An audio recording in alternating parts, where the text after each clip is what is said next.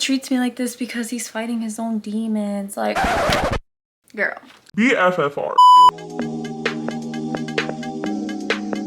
Hi guys, welcome back to another video. And if you're new here, my name is Allison. Welcome to my channel. Today's video is going to be 8 things I've learned as a 24-year-old / girl talk. Get ready with me. I actually made a video like this on TikTok and I had a couple people tell me to make another video like this. But considering that I now have my YouTube channel, I wanted to retouch on the subject as well as get a little deeper. In this video, I'm going to break it down into 3 things. First one being relationships, second one being friendships, and third will be about mental health and shifting your mentality. I'm filming this video in hopes that this will be helpful to some of you guys. Part of it is also for me, just so in the future I can actually look back and see my growth. I feel like as I get older, my perspectives will change. But obviously as of right now, the things that I'm going to go into are based off of my experiences. Now, of course, everybody's situations and experiences are different, so some things may not align and that's totally okay. Now, if you guys catch me looking to the side, it's because I do have my mirror here, so don't mind that. If by the end of this video you guys resonated with something, please let me know in the comments, as I love to hear your guys' take on these pieces of advice. Let me just say that I am not the same person that I was 2 years ago. Just like everybody else, I have gone through my own fair share of traumatic experiences. I feel like I have done my best in trying to learn from the situation instead of making myself a victim of it. And for me to say that now is really mind-boggling, just because back then I was a person that was always stuck in that victim mentality. Back then I had the mentality of everything happens to me and not for me. I had a lot of toxic habits and there are a lot of things in my past that I am not necessarily proud of. However, there's nothing that I regret. The only reason I say that is because if I would have never made that mistake, I would have never learned from it. Always defensive, couldn't bear someone not agreeing with me. I said something and if you didn't agree with me, like, I would shut you out. Like, I don't even want to hear it. Communication for me, just not in my books. Leads me to my first subject, which is relationships. I have had my fair share of toxic relationships. I don't want you guys to think that I'm just trying to point fingers and say, oh, I was in a toxic relationship because the other person was toxic. Like, no girl, I was just as toxic, okay? One thing about me now is that I will take accountability where I need to. Starting off strong, not every relationship is meant to last forever, okay? Sometimes people come into our life to teach us a lesson. Some people's purpose are only to show you heartbreak, to show you love, or things that you didn't know about yourself. This leads me into a very important question, which is, what kind of person does this relationship turn you into? If the answers are not necessarily good, then girly pop, this relationship is not good for you. Of course, stating the obvious, if this person is constantly disrespecting you, draining you, simply not doing the bare minimum and being a good partner to you, you need to let that person go ASAP. That person does not care about you and does not love you. The first thing that's gonna come into your mind is, oh my god, but like, he treats me like this because he's fighting his own demons. Like, girl. BFFR. A person is going to treat you based on how they feel about you, first of all. Second of all, if you're having to constantly express to this person or having to tell this person to change for you and they don't apply the changes, like, they don't want to be there. A lot of people, unfortunately, will tell you all the things that you want to hear just because they want to keep you around. Some people just simply like your presence. They like having you there. Or I feel like based off of what I went through, people will only want you because of how much you love them and how much you do for them, no matter how they treat you in return. Actions really do speak louder than words. Another thing that I want to throw in there is that don't think that you have the ability to change this person. A person is not going to change until something clicks in their head or they simply realize for themselves that that's not the person that they want to be anymore. I went years trying to fix people that simply didn't want to be fixed. For one, when you're doing this, you're draining your own energy. You need to redirect that energy for yourself, because why are you going to spend so much time and effort on a person that doesn't even see your value? And it sucks to say, right? Because obviously you love this person, you care about this person, all you want is to make things work. When they don't want to treat you with respect, you need to let things be. I'm not saying to not fight for what you want, because don't get me wrong, there are people out there that are worth fighting for. There are relationships that are worth fighting for.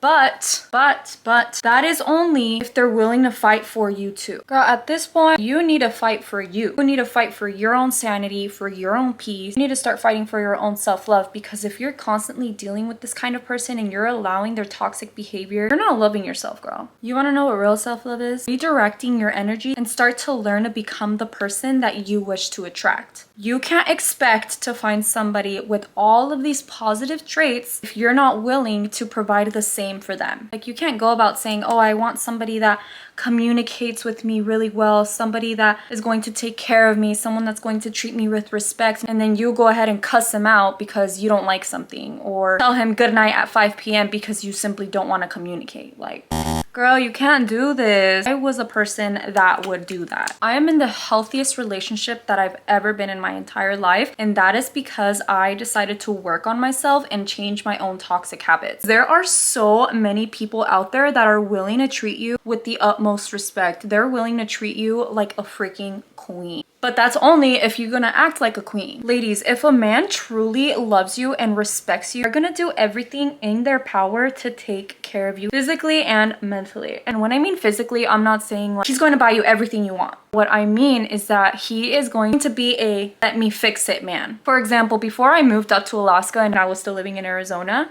if I mentioned that I was hungry, and mind you, this is me just having like a conversation with him, I would have DoorDash come to my door in 20 minutes. Mind you, I would never ask for anything. I would never say, oh my gosh, like buy me this, buy me that. No, like it's a perfect example of a let me fix a guy. Why? Because he's not gonna wait for you to say something in order for him to take care of you. He's not the type of guy to be like, Damn, you hungry? That's crazy. I'm not saying it's bad, but in my opinion, I feel like a man that truly cares about you and loves you is going to want to fix everything for you, always. He's going to try to make your life as easy as possible. Does that make sense? Oh, okay. That was a hefty subject, and I know I went ham with that one, but we're gonna move on to the next topic, which is friendships. This is my experience on what I feel like I've learned about friendships, what I feel like is a true friend, and what I feel like is not a true friend. Let me start off by saying that I only have one friend, maybe two. Your lips look so weird. Bear with me. When I say true friends, I mean that these are not necessarily people I speak with every day, but I know that these are people that I can trust. These are people that I know wouldn't put me in situations where they have me questioning my worth. And I feel like with the true friend, you don't necessarily have to speak to them every single day. Like,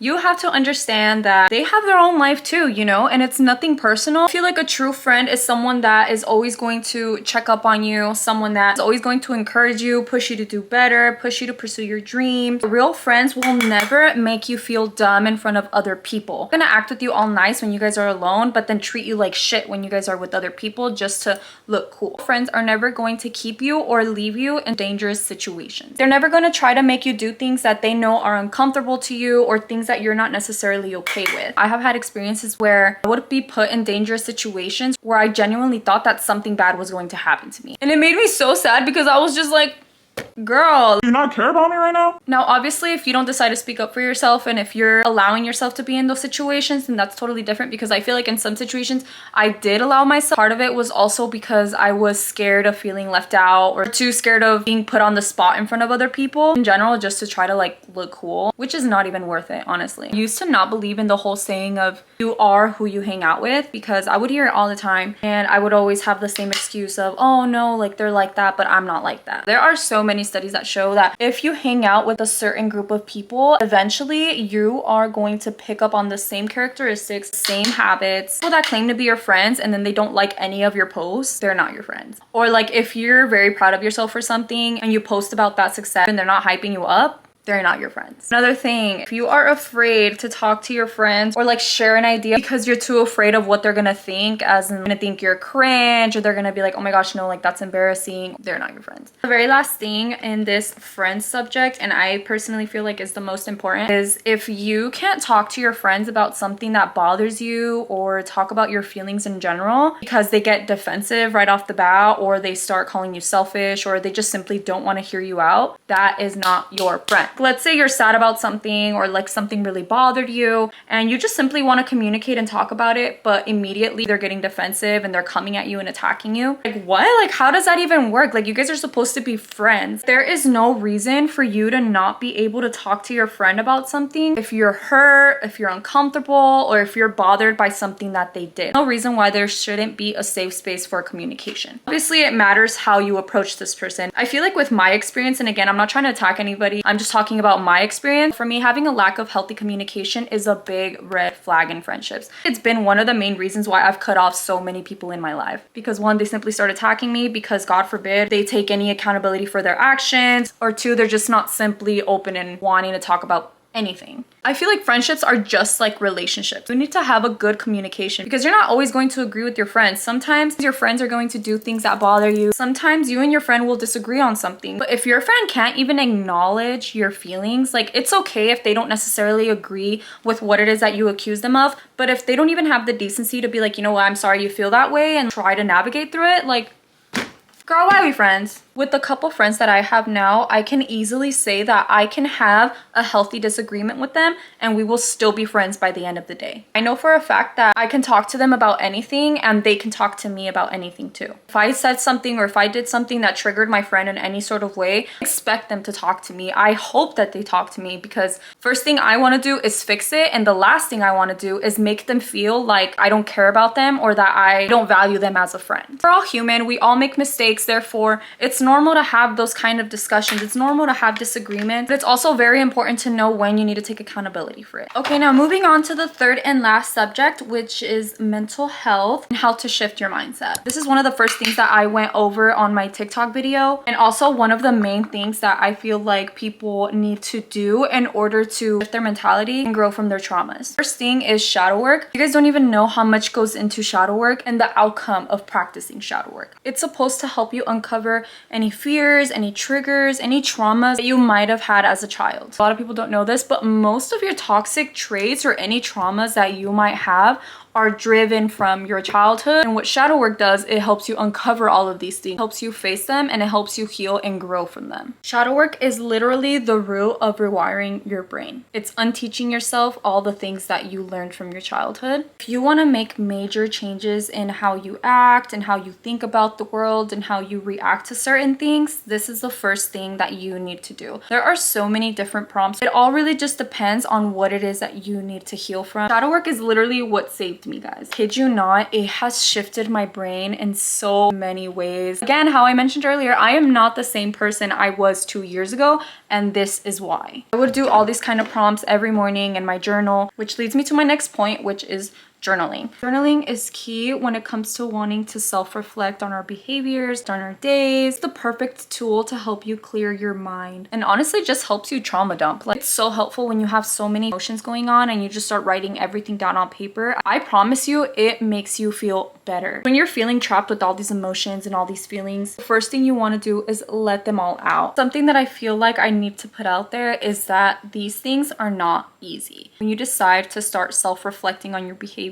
it can get really triggering. This is absolutely normal. These are things that are always living in our subconscious mind and haunting us. That being said, these things take time. The whole idea of growing into this whole new person and having a totally different mentality is not going to happen overnight. Going to be times where you're doing so well, you're applying all these new things, and one day you're going to slip up and then you're going to go back to your old habits. And that is totally okay. Don't be hard on yourself and don't beat yourself up for it. Literally taking that first step and wanting to change yourself and going out of your way to literally face your demons is already huge, and you should be so proud of yourself for that. Because I'll tell you this, not everybody is strong enough to do what you're doing. Some people will live with their traumas and blame their traumas for being a shitty person. Again, it's just the facts. Not everybody is going to want to heal themselves. That's the way that they want to live. That's totally fine. You are already taking a huge step. It is such a lengthy process and it's hard. You're fighting with yourself constantly. You're fighting with your subconscious mind because, come on, if you grew up thinking that way your entire life, it's going to be hard to not want to bounce back into those kind of thoughts. Now, my last helpful tip when it comes to growing and shifting your mindset is going out of your way way to educate yourself. What I mean by this is reading self-help books, listening to podcasts. In my experience, podcasts are a game changer. I will try to listen to at least 1 or 2 podcasts a day. I'll listen to them when I'm doing cardio, when I'm making breakfast. Educating yourself on how the mind works is the best thing that you can possibly do. It just helps you learn so many new things about yourself, and it helps you learn about why you are the way that you are. I'm going to list a few podcasts that I listen to on the daily basis and that have truly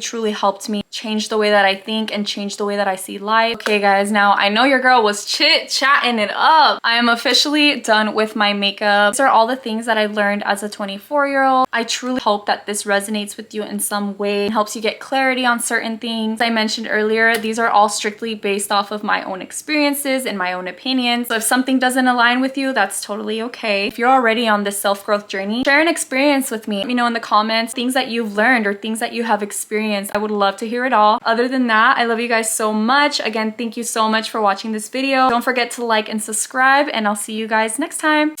Bye.